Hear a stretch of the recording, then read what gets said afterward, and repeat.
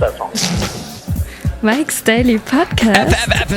Episode 1013. Hello, it's Mike Matthews broadcasting from Cafe Anyway, located somewhere in Podcastro Valley, Mont. Today, it's Benita, the Disgruntled Fiddle Player, the Brewmaster, plus the return, and it's for sure this time, the MARKO Minute. Lots of sports stuff going on lately here in the Bay Area, and you'll get a specific Bay Area view of Mike's Daily Podcast. Ooh, that just reminded me. I need to bleep out something that Marco said. He said a bad word. Mike's Daily Podcast. And we have the clean label on this show. Hey, yesterday I talked to my cable company, and they were trying to sell me TV, and I said, no, all I need is internet. That's all that's important to me. I want some faster internet speed. And they said, yeah, okay, we'll give that to you. And I said, really? Mike's Daily Podcast. So now at home I have faster internet speed, which is probably not worth what I'm paying Mike's for it. Daily. But the cable companies have got us in a vice. Yeah. And they're turning the screws and making life miserable for us. Thank you for that. Well, I think this has gone really weird, this whole thing with Orlando. Obviously, it was weird from the start. Omar was the name of the guy that killed all those people, and then he claimed that he had allegiance to all these different terror groups, which all these terror groups have conflict with each other, so there's no way he could have allegiance to every single one of them. This guy is obviously an idiot. He had been to this gay bar several times. They knew him, so he had gay leanings. He wasn't, let's say he didn't come to grips with it. He was gay, and he was mad at himself for being gay, basically, is what it looks like. And then he got mad at gay people, and then he killed them. And it's just horrible. This person, psychological extreme, wacko, nut job, idiot. Ugh. So that's something I just, none of us can really wrap our heads around it completely. Look who just walked in.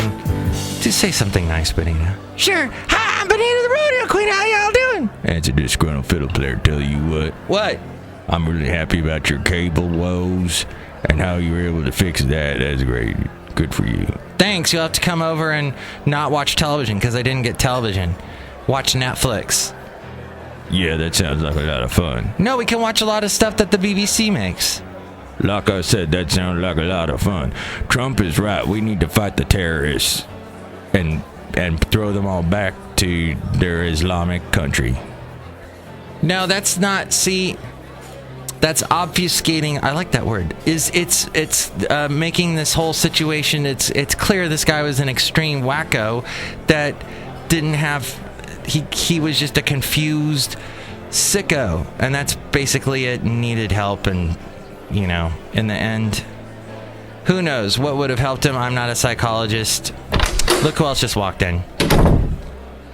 Look who it is. Hello, Mike. I make the root. I'm the Brewmaster. And we didn't talk about Trump yet.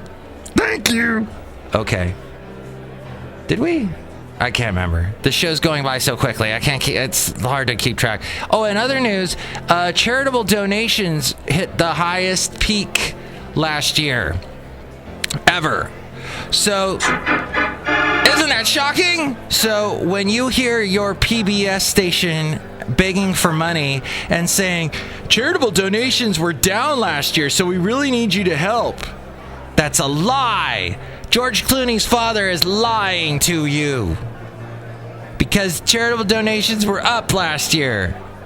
Now, let's say, okay, so they did complain about one thing, is that the increase in it increases every year, right? But apparently it did not increase at a greater percentage as it's done in previous years or something, they complained about. Just like the drought people in California, no matter how much rain we got last year or earlier this year, we're in a drought. It's never enough. So that's the same thing. charities and water. It's never enough. And I'm kind of thirsty right now, actually. I'll just have a little bit. Is this your root beer? Yeah, Mike, try some. All right. Wow. It has some interesting notes to it. Notes. Did you throw some notes in this? Yeah, Mike, I threw a couple notes in there. Oh, boy. Look at that. Tasty notes. Thanks for listening to the show. Next time, we're going to bring you some other thing. Oh, yeah, we'll probably have Madame Rootabega, Valentino, Bison Bentley. But we love having you, Benita, and the Disgruntled Fiddle Player and the Brewmaster today. Thanks, Mac. I hate being here. Bow, this was fun. Oh, go to the website, mikesdailypodcast.com. It has the wonderful podcast picture. You can see... Oh, what's today's podcast picture? And here's today's podcast picture. Yes, indeed, it is Lake Del Val. Del Val Regional Park. It's south of Livermore in the East Bay. Oh my gosh, it's a beautiful lake. It has some things going on with it. The blue algae situation. All our lakes here in the Bay Area are going crazy because of all the sun and not so much rain. And yeah, I guess there hasn't been that much rain. But what happens is this horrible blue-green algae blooms, and if dogs drink it, they die. Several dogs have died. So if you are a dog owner in the Bay Area, be most careful. Also, if you're a dog owner in the Bay Area, you probably can commiserate with me on the fact that it's getting a little irritating that people ride their bikes on sidewalks when there's so many bike lanes in the frickin' Bay Area now. So why are you riding your bikes on the sidewalks, bicyclists? Stop it, because you're gonna frickin' run into me. If I'm walking on the sidewalk and let's say there's someone else on the sidewalk and I got my dog, there's just no room for you. But, you know, I don't want to tick off the bicyclists because, geez, what I saw on Friday night, I forgot to mention this, when I was in the Mission area, the Mission District of San Francisco, I think it was Valencia Street or Vallejo Street, one of those streets, there was a bicyclist that got cut off by a van, and he went off. Oh, my gosh. And he was like this probably 30-something white guy, kind of Jim Gaffigan-esque. And he's just, hey, man, what are you doing? Do you know what you're doing? Just imagine that, though, and a bunch of expletives thrown in there. And he just kept screaming, and then the guy behind the van, in his car, he rolls down his window and he goes, it's all right, calm down. Oh, that was interesting. Made my Friday night in San Francisco there were so many weird things going on.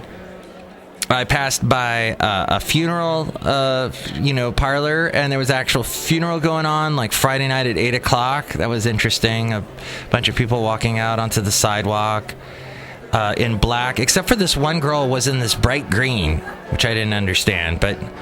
And then everybody was watching the Warriors game and cheering them on. They won that game. Not so much last night. We talk about that in the Marko Minute. So all that stuff is at my website, mikesdailypodcast.com, and the podcast pictures, past podcast pictures, past interviews I've done. If you'd like to help us out, there's an Amazon link. Click on the Amazon link and buy whatever it was you're going to buy on Amazon. But go through my website first because that helps us out. Mike'sDailyPodcast.com. There's also the PayPal if you'd like to donate. You'll get a special greeting from all the Cafe Anyway characters. It's all there at Mike'sDailyPodcast.com. And now, Marko Minute.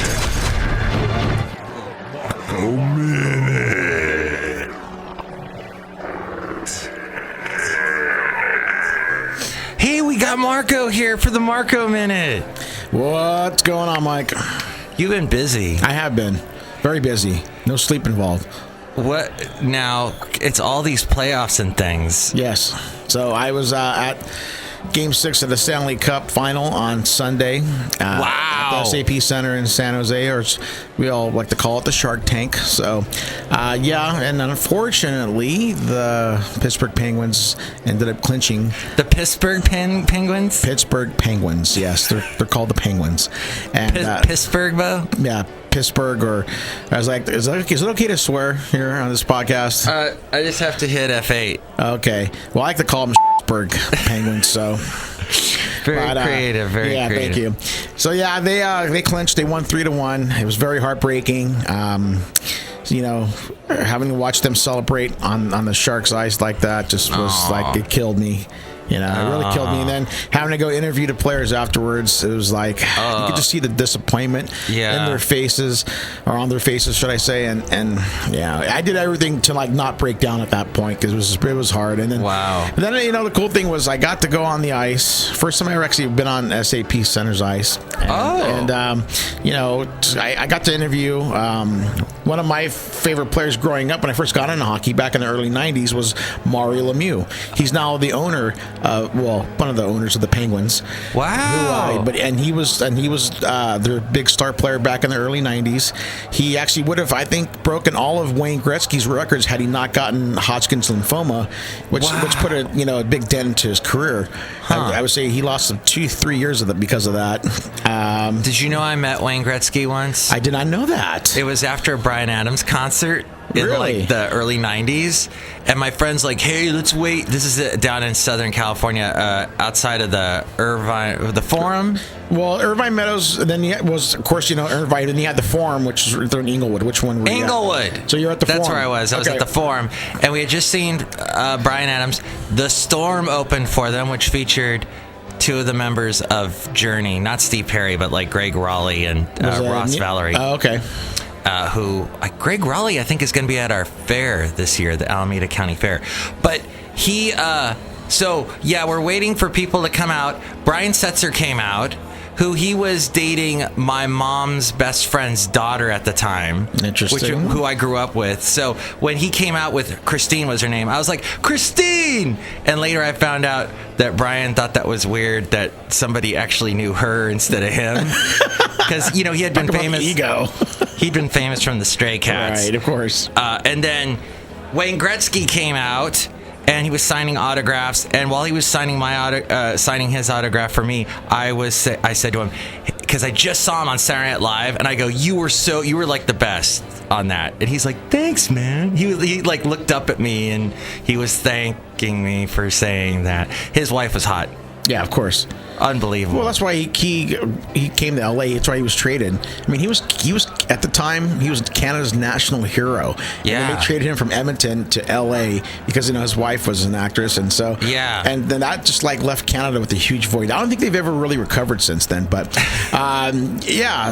it's funny you mentioned Wayne Gretzky, but Mario Lemieux was one of the first players I learned about growing up. Well, I can't say growing because I was already 16 when the Sharks came into existence, but just learning about hockey. He was the big player at the time. Him and Gretzky were still the big players at the time, and so getting to interview him on the ice just to say, this is one of my I don't want to say idols, but just one of my favorite players when I started watching hockey. It was cool to meet him, because I always wanted to meet the guy, and but never did. Now I finally got my chance. So that was probably the only good thing about being on the ice while watching Pittsburgh celebrate. And I got really close up to the Stanley Cup. I got a picture. Yeah. You were telling me about that. I got real close. I got about 3-4 feet away because everyone was taking pictures with it. Because basically, everyone, all the players' families, wives, kids, parents, they were all on the ice, taking pictures with it. And I was like, well, this is probably my only chance I'm going to get this close to it. So I better take a picture of it right away. And I did. So.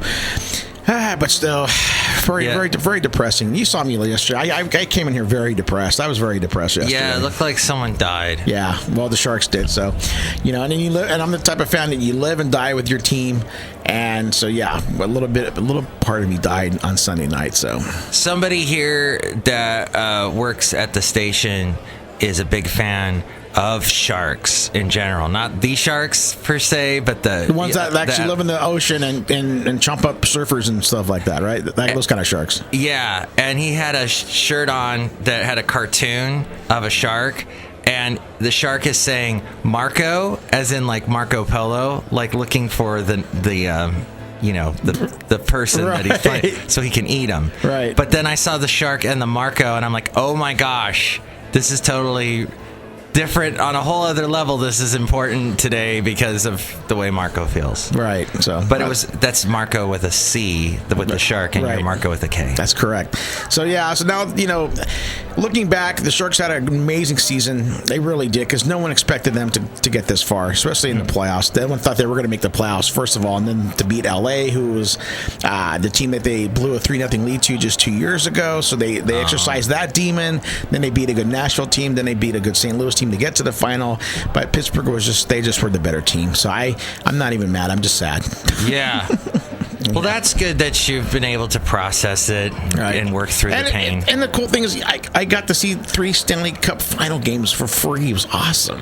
See, you got massive press credentials to do that. Yes, and it's been cool. I've been doing that for like a good 5-6 years now. And so the fact that I got the hookup when people were paying up to $2,000 to go sit and watch this game, I got to see it for free. I got fed for free. They had a great buffet all 3 times, and the NHL took care of me. I love the NHL. They gave you not only delicious food, but like dessert, and everything. And they also gave me 2 portable phone chargers for my cell phone. What? Yeah. Well, I took 2, but yeah. They treated you like royalty. They really did. I used to date this girl that was all into the San Jose Quakes, the soccer team. And she was like, well, I write a blog for them, so I get a press credential. And first off, I never saw her frickin' blog. Second, we all, I think once we got a free hot dog, she got nothing. Right. And you got everything, man. You got the whole. You were treated like royalty, and you got some recordings too. Yeah. Let's play them back right now. Oh, hey, we're really sad, eh?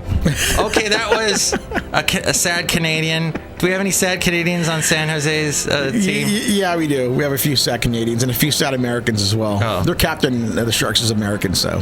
Oh, I know, but. And then the Warriors. Actually, you know what's cool? Actually, before I even go further, I actually found yesterday a video of me on ESPN's website that had me interviewing Sharks captain Joe Pavelski, and it was during my question when I said, will you guys be able to, look back on this in maybe a week or two and realize what a great season you guys had when no one outside his locker room thought you guys were going to go and do anything. And they had my question on there for the good 30 seconds. It was really cool that I was able to find that. ESPN owes you several dollars then. Exactly. And for every time someone clicks play, they owe you another $50. That's what I'm talking about. At least give me a free sushi meal. I'm good with that. A free sushi meal? Yeah, I'm down. Give me. You like sushi? I love sushi. Sharks do too, apparently. They do. They like fresh fish. Yeah, they love salmon and eel and tuna. Give me that all day. I'm good. And the Warriors played last night. Yeah. This all started. Yesterday was Game 5 of the NBA Finals. The Warriors were up 3-1 in the series. Had a chance to clinch it on their home floor last night, but. Early before that, their star power forward Draymond Green, who's the heart and soul, the emotion of the team, was suspended for 1 game because he had another flagrant foul added to him. The way the NBA the playoff system works is that if you get technicals and flagrant fouls, it's like a point system. They keep adding up, and once you pass that threshold, then you get suspended. So what happened in Game 4 was LeBron James, Queen James as I call him. He pretty much was fighting with Draymond Green. They both fell on the floor as they're both getting up. LeBron James actually tries to sit on top of him, step over him, and of course Draymond Green's like, "What's up?" So he punched him in the groin, and because of that punch, he got suspended. Even though LeBron instigated the whole entire thing. So the Warriors just didn't have their emotional, centerpiece. They didn't have their defensive centerpiece. This guy's one of the best defensive players in the league. Draymond Green is, and so it showed, and that's why they lost. And I think it's all was fixed. I think the NBA wants this to go at least 6-9. They got their wish, and if not 7 games, because the longer a series goes, especially the last series of the finals, the more advertising money, more revenue they get in. And so that's how I feel about that. The Warriors should have already had this series wrapped up already, but all these advertising dollars, all because of a punch to the groin. Pretty much. That's how I feel about life. Life has punched me in the groin. Several times. Marco. Repeatedly. But every time you've gotten back up, though. There's like the little guy from, what's its show? King of Queens? No, wait. Game of Thrones? Oh. Same thing. Dinklage. Yes. He's punching me in the groin constantly is my life. Oh, man. That's why I have such a high voice. You know, I got to see the Warrior game, but I was up on a hill. I was over at Fairmont Ridge, and I looked over and could kind of see. It was so windy yesterday, they couldn't put up the blimp or anything. Right. It was like windy and gusty, and I'm like, there's no way they can put a blimp up. And I didn't see any helicopters flying over. So I was like, wow, the game is happening right there, but you can't even tell. There's really no... I just know because I talked to Marco. Yeah. What's going to happen next, Marco? Well, we got Game 6 on Thursday. Now back in Cleveland. Draymond Green will be back for the Warriors. So I look for them to wrap it up and bring it home. And they'll be back-to-back titles. And woo! Yeah. So that's how I see it. You know. Yeah, I can't see this going to 7 games unless the NBA happens to step in. And I mean, they've been doing everything in their power by having the refs just call all these BS calls against the Warriors, and then letting Cleveland get away with like pretty much murder, especially LeBron. They let him get away with traveling, elbowing, putting his shoulder down, and like a football player would, and you know, using it against someone else. They also let him get away with double dribbles. Just anything and everything. I mean, he's able to body people and foul them, and then they don't call that. So I'm just like, I've never seen someone just a league just cater to some guy who's, I'm great, he's a great player, but come on, don't do that. Keep it fair. All I gotta say is keep it fair. That's right. I feel this way about like work. Sometimes like in past jobs I've had, people get away with murder, like LeBron, and nobody says anything, and they just. But you know what they end up doing? They end up tying themselves up with their own rope and hanging themselves with their own rope. Wow. That's what I'm saying. All right, well, let's hope the Warriors do that. They put the noose on LeBron on Thursday in Game 6 and bring home the title back to the Bay Area. Well. Any other games, sports, or anything? Well, the Giants, they're still continuing to do well. They are now 6 games up on the lost again Dodgers. Wow. A.K.A. Los Angeles Dodgers. And they're doing it with, like, you know, not a good bullpen. They're not doing it with, like, half of a lineup from AAA because all their outfield is hurt. So the fact that they're continuing to win with what they don't have, it's been truly pretty amazing. And it's funny because it's all been on the back burner with the Sharks and the Warriors being in the playoffs. So we'll see. Baseball officially begins for me once the Warriors win it all. Then it's baseball season for me. That's then you can focus on that. Exactly. So, but other than that, that's pretty much what's been going on here in the Bay Area. So I guess until next time, Mike. All right, Marco. Thank you for that nice long Marco Minute. It was very insightful, and I learned a little bit about sports that I didn't know before. Thank you. You're educating me. You got it, buddy. Go Van Halen World Tour 2000. They were still 12. together in 2012. They were touring. Yes, this is they actually put out a new album. This is their album cover right here. It's called Different Kind of Truth. And so they put out an album, I think about 10 songs, and they went out and toured it. To hear Eddie Van Halen finally shred after all these years. I mean, Van Halen was the first band I ever got into, like back in 1983. And I'm just like, yeah, it was awesome to see that. And Diamond Day was one of my heroes growing up. And then they toured last year as well. They kind of did like a greatest hits tour last year. And that was amazing. I saw that twice. One at Concord Pavilion, which is a great venue here in the Bay Area. And then also at Shoreline, which isn't a great venue, but I was hooked up both times, so I didn't care. I should say you're wearing a World Tour, Van Halen World Tour concert shirt. Yes. T-shirt. This was from 2012 when they played at the SAP Center. So. And David Lee Roth was singing for them. Yes. He's got like a toupee on now or something. No, it's just really short now. It's not a toupee. Oh. Yeah. Because he's going bald, so, you know, he's Is he trumping it? He's kind of like doing this weird... Yeah, sort of, yeah. I mean, everyone's got pretty much short hair now, so... Wow. Because it's the song Jump. All you need to do is jump. Well, there's better songs than Jump. But even though that is the song they did end with each Pretty time. women walking down the street. Well, there's also, I mean, that's a cover that they're doing, but Roy Orbison originally sang that one. Why can't this be love? That's not with David Lee Roth. That's with Sammy Hagar.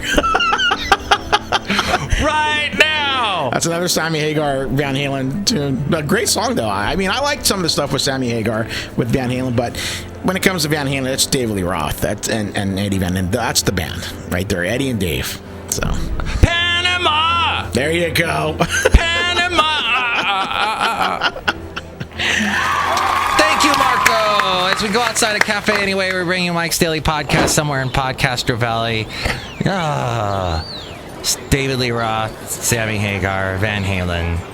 So many great songs to rock out to. I don't know why I can only think of Sammy Hagar's stuff. It's weird. But I am in the Bay Area, so he's from here. So next show, it is going to be Madame Rootabega, Valentino, Bison Bentley. Mike's Daily Podcast is written and produced and performed by Mike Matthews. His podcast is super easy to find. Download or listen to his show and read his blog at mikesdailypodcast.com. Email Mike now at mikesdailypodcast@gmail.com. See you tomorrow. Bye!